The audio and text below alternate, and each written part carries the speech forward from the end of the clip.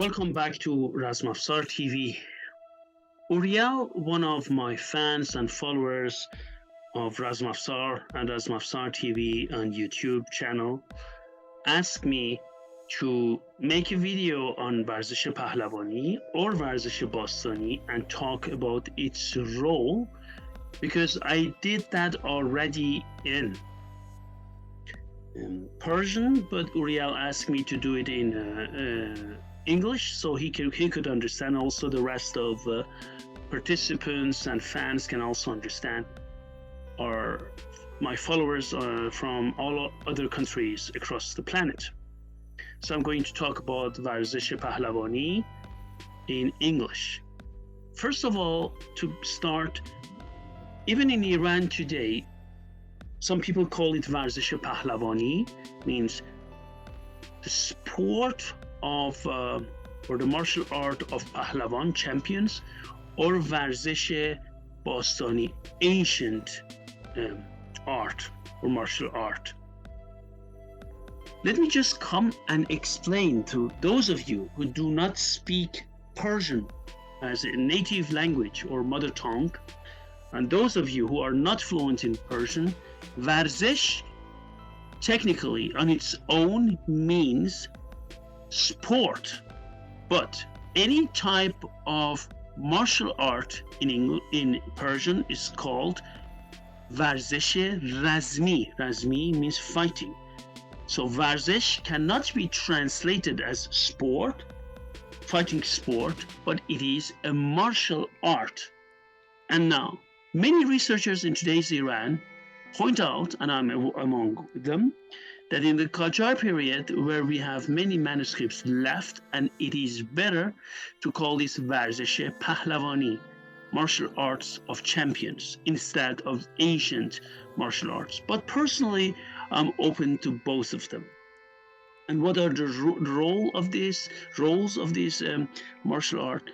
Let me just mention something. Unfortunately, many people who are into anthropology and are not active martial artists, and with martial artists I mean fighting arts like full contact art, like Muay Thai, Kyokushin, boxing, or wrestling, Brazilian Jiu-Jitsu, judo, Chukhe wrestling, and any other things, real contact sport, not conceptual martial arts,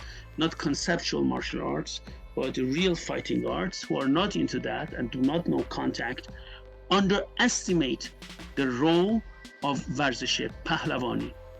Please remember that Varzesh Pahlavani, which many researchers say its roots go back to the Parthian period, is a real martial art.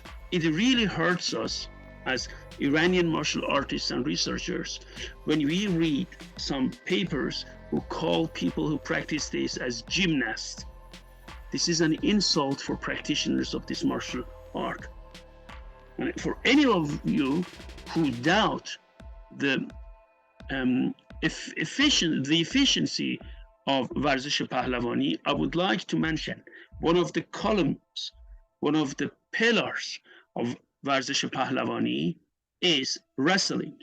And any one of you who has been in a self-defense situation, who has seen or practiced mixed martial arts, or at least seen UFC, knows wrestling arts, grappling arts, be it wrestling, be it sambo, be it freestyle wrestling, be it Greco-Roman wrestling, be it Brazilian Jiu-Jitsu, be it Japanese Jiu-Jitsu, whatever reigns supreme. Today, if we see that at UFC and at mixed martial arts, we see more striking, is because everyone now knows how to wrestle. So they avoid being thrown, or if they are thrown, they get up very fast because they know how to get up. A pure striker has not learned to do that. Or if they're on the ground, they know submissions. So wrestling is extremely important. I'm saying this as a practitioner and an instructor of striking arts like Kyokushin karate and kickboxing, and also as an instructor in grappling art, be it wrestling, or be it war wrestling, or be it jiu-jitsu. So I'm just saying it from both sides. It is important to take into consideration. So, and back then in the Safavid period, we have that. In the Qajar period, in the before Safavid period, Afshari Insan period, all of them we have documented records that people who practiced, champions who practiced Varzesh Pahlavani were fighters. They trained for that, for fighting, because it not only teaches you wrestling, it teaches you grappling arts, but it also teaches you how to gain strength and then use weapons. One of my books, which is Persian Archery and Swordsmanship, Historical Martial Arts of Iran, has a detailed chapter dedicated to the study of Varzesh Pahlavani. So I was in different Zurkhane in Iran, recorded the training, and there you can see what the tools are, how much they weigh, and how you can train with them. This video is not about how to use Zurkhane, which means house of strength. Zur means strength. Khane means house of strength, where they train it. I'm not going to talk about it. You can buy my book, so maybe I can later make videos. It is about the role of it. First of all, this is a sardam. As you can see it in a sardam. Here we have a Murshid has different bells, and as a drum, he drums and bells. Normally he sings the songs from Shahname, Book of Kings, where the deeds of Rostam, Esfandiar, and Iranian champs fought and defended the integrity of Iran through centuries. And there are also religious songs dedicated to Hazrat Ali. So it's a mixture of both. Murshid has the highest rank in Varzesh Pahlavani. So everyone listens to the Murshid, as we say, sings the song, basically. When you enter the when you enter the Zurkhane, the door is always, not very tall, it's short, so you are forced to bend. This is so you can show humility, that you bow and enter, just so you can imagine. This is where you train, and here is a Murshid. Here it has 2 meals, and there is a drum, and it sings. You see the songs, as I said, of poems of Shahname. And in Arms and Armor from Iran, another book of mine, you can come and also read about Varzesh Pahlavani, which has also a dedicated chapter to it. In Sardam, one of the interesting things is, you see there is a tabarzin. There are 2 tabarzin, as you can see it here, or tabar, the spike with the blade. They're real tabar, by the way. There's kashkul. Excuse me, where is the kashkul? Kashkul is here. There is a kashkul. They call it bagging bowl. Actually, it's not a bagging bowl. It's a donation bowl. Translation is not correct. So if people want to donate to Dervish, they can put the money there. This is Yo Ali, O Ali. This is the staff carried by them. This is Mansha, which is like a club, also used by them. This is a dervish hat, which call it dervish, and things like that. In some of the sardams, you can see also Qame and Gaddare, but I can show it to you later in another video. Here you see different champions of Iran, old champions of wrestling. Here you see, Hazrat Ali. Here you see that. So it's a mixture of old Iranian traditions and Shiite confession and religion. Takhte Shana. Takhte Shana is a symbol of sword of Shamshir. Remember, again I repeat, Shamshir means sword, and Takhte Shana is a symbol of Shamshir. What does that mean?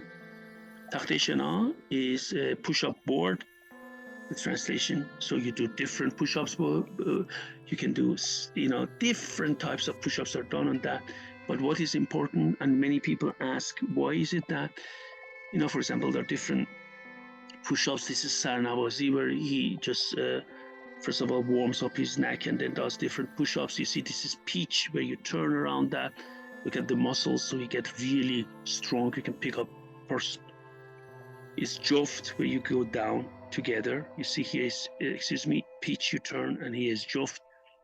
symbol of Shamshir, because one integral part of training the Takhte Shana, after you do 50, 100, 150, 200 push-ups, you can imagine, you take it in your hand and start doing footwork. And these footworks have like Gajar footwork, whipping footwork, and many of them together with the movements with Takhte Shana, with push-up board, they are reminiscent of training with the Shamshir. So this is what has remained, survived our times. That's why Takhte Shana stands for it. First of all, it's because of these moves, because of these footsteps with Takhte Shana, how you move it. You also move it like a Shamshir in the air. But another belief of practitioners of Varzesh Pahlavani is that by doing these push-ups, you develop muscles for sword cuts, for fighting with the sword. So for those of you, just look at these gentlemen who are heavyweights and they're wrestlers.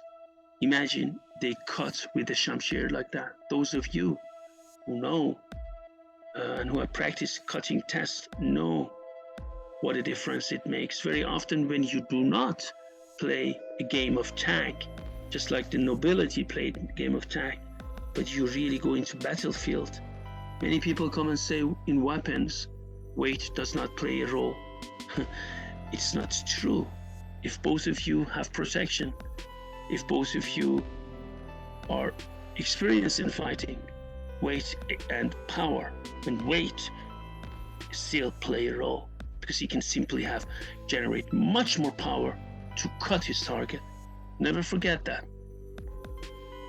No excuse, there is no excuse for not training hard, not to be fit, not to be in best shape as a fighter, as any wrestler is, as any jiu-jitsu guy is, as any boxer, Muay Thai, Kyokushin guy, or MMA guy is. You need to be in a good shape.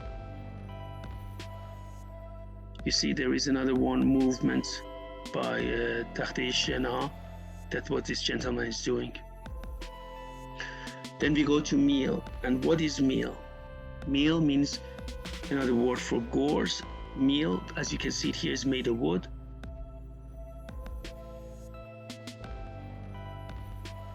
And this is a symbol of mace. The movements you do, they're especially designed so you are capable of generating force and using mace techniques on the battlefield. And at the same time, all these moves strengthen your muscles so you can go and fight in armor. Here it says, هر که را نام جوانمردی سزاوار است، پیشوای او علی مرتضی است. Anyone who deserves the name of a chivalrous man, his lord is Ali. So in these lines, you see that these are there are different weights, and I'm not going to talk about weights. Some of them are really heavy, and they do also again 100, sometimes 200 and more. Some of them, you do first left and right in return, like you're using a course technique, and sometimes you do both of them at the same time. As you can see it here, this is a shish bar and a hash bar. Is flanged maces, some with 6 flanges and some with 8.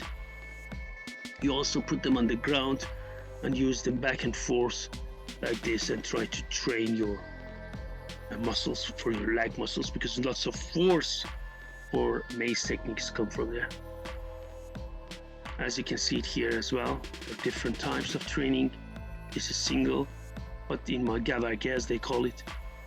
And also you throw them into the air. Normally they're very small, but this gentleman is a super heavyweight. He throws those heavy meals in the air. Just one word regarding the kushti, regarding the wrestling. In the Qajar period, we have documents that they practiced 2 types of wrestling.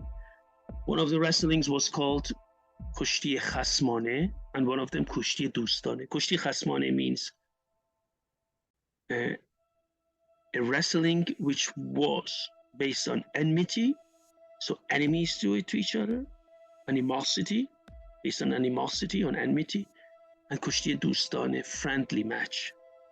In Kushti Dostane is what they do today in Varzesh Pahlavani. In Kushti Pahlavani, I'm sorry. In wrestling in Kushti Pahlavani, they have these wrestling pants, and I will come back and talk about that, and they wrestle with that.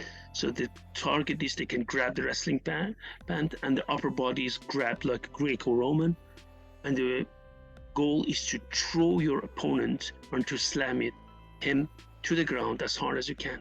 If the throw is done in a way that he lands on his back, or he loses his control and touches the ground, there are some different rules, but with 2 hands and 1 knee, then he loses point. He loses the match if he's thrown completely on his back and he's slammed. But we will talk about that later. And in Kushti Khasmane, based on animosity, they had Konde Zadan, and we have this from Safavid period, means to do knee strike, Kalle Kub, to do headbutts, Kafgorgi, palm strikes into the nose and jaw, Mosh Zadan is to punch, and also Orange Zadan to hit with the elbow. Today we have more than 24 traditional wrestling arts of Iran, and one of them which still has striking is Kushti Gilemardi in the north. They have like a round punch into the face, barehanded, and they have also 2 types of kick. One, the shin kick, they kick the shin, and one, a stomp kick. That's what they do. But later on I will talk about these traditional wrestling arts as well. We have recorded documents up to the Reza Shah period. They also, in Kushti Pahlavani, we used to have Kushti Jangali, forest wrestling, but they also used from Gilan, but they also used different types of strikes in that, also bare knuckle. And in Kushti Gilemardi, they fight bare knuckle, by the way, today still. So again, you see these are his meal as a symbol of the mace. Again, in Persian archery and swordsmanship, you can find about more information about that. Then we have sang. Sang originally means stone, but it actually also means shield. This is this type of very heavy. Few people can do that. This is a symbol of the shield, and you lay down on the ground. Either you raise them together, bring them up, so they become parallel, go down, up and down, or you do this one after the other. You see that? This is what they do at the same time. They weigh a lot, but regarding the weights, I can make another video if you wish, but today is not about the exercise, it's about the whole idea about that. You see that? So they go with one after the other here. This is the sang. Then another one which also trains you for archery is Kabbade, which is like an iron bow. So these parts are made of steel, and this is the iron rings here. So you bring this, stands for the bow, for the archery. So you bring and swing at this one across your head back. You hear this nice voice and like this, right? Go back and forth, and both have qabze. They grasp it like a grip, right? You see that? Here is one qabze, here is one qabze. You see here is one qabze, and you can go back and forth to the left, to the right, and do that. You see that? Here, 2 qabze. Very heavy, and you can, if you train that, you can just draw any heavy bow. Today's archers, many of them have lack strength, so they don't understand. But back then they had 120, 140 poundage bows, and these gentlemen have no problem drawing any type of bow. You can tell the strengths these people have, right? And so you see that different types of it. And then we come to wrestling. The wrestling, I'm going to explain something to you, is an integral part of it. 4 techniques are important. Here is pishqabs. That's, you know, the weapon pishqabs, why they call it pishqabs? It's so funny. The English, they write it always pashqabs. We don't say pashqabs, we say pishqabs in Persian. And this is pish kase. Kase means bow, but kase also means kase zanu, means the knee. Pish qabs and pish kase. So if you grab here and grab here, you can really throw him down. You can pick him up easily. Another one, when he goes to the ground, you can grab past قبض, پیش قبض is here, past means at the back, past قبض and past کاسه, and you can lift them up. So important is when you do this wrestling art, you need to make sure that he doesn't grab these 4 areas. You need to defend them. The top, they have grips like locks like Greco-Roman, because they are doing it naked, upper body naked. I explained to you the importance of wrestling like this, the upper body naked, they wrestle.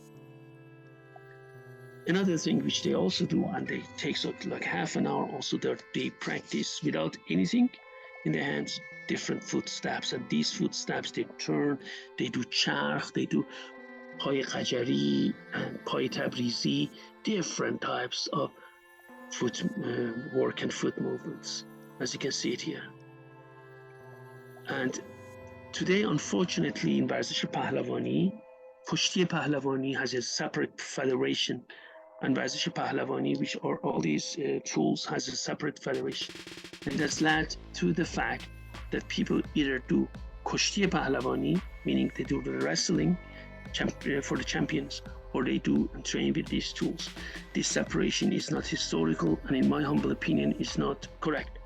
As the champion of Iran, one of the best wrestling champions, Habibullah Bolur, the late Mr. Bolur, was not only champion, one of the best coaches in wrestling, said, if you do not train wrestling, Varzesh Pahlavani becomes meaningless. All these moves are meaningless.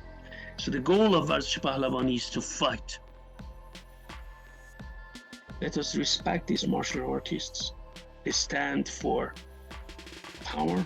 And one thing I really like about Varzesh Pahlavani is how much it, based on the traditions of Rostam, emphasizes fitness, emphasizes strength and developing muscles. There is no talks about I have secret techniques, I have subtle techniques, all those things which are simply not true.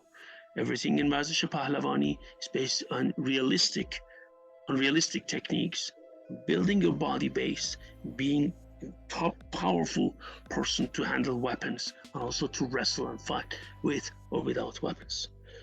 Anyone who doubts that, I invite him to go to a good Zurkhane in Tehran and train with these people.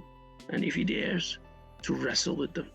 And they will find out soon what kind of powerful man these people are. At the end, I would like to say Varzesh Pahlavani stands for chivalry, for Javan Mardi. They pray always. They have Gol Rizan. Gol Rizan means the donation to the poor people in the neighborhood. In Varzesh Pahlavani, it is extremely important to help the poor. And this we should never ever forget. This is one of the basic tenets of Varzesh Pahlavani. Without Javan Mardi, without those values, any fighting arts is meaningless. And that's one of the reasons I really love the atmosphere of Zurkhane, because this is like a meditation. It's not only a fighting art. You can find more information about this noble art in my book, Persian Archery and Swordsmanship, or in Arms and Armor from Iran. Please subscribe to my channel,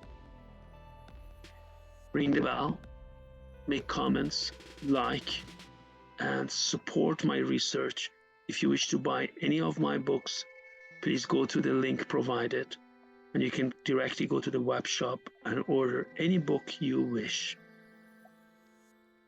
I wish you a nice day, and thank you very much for watching this video.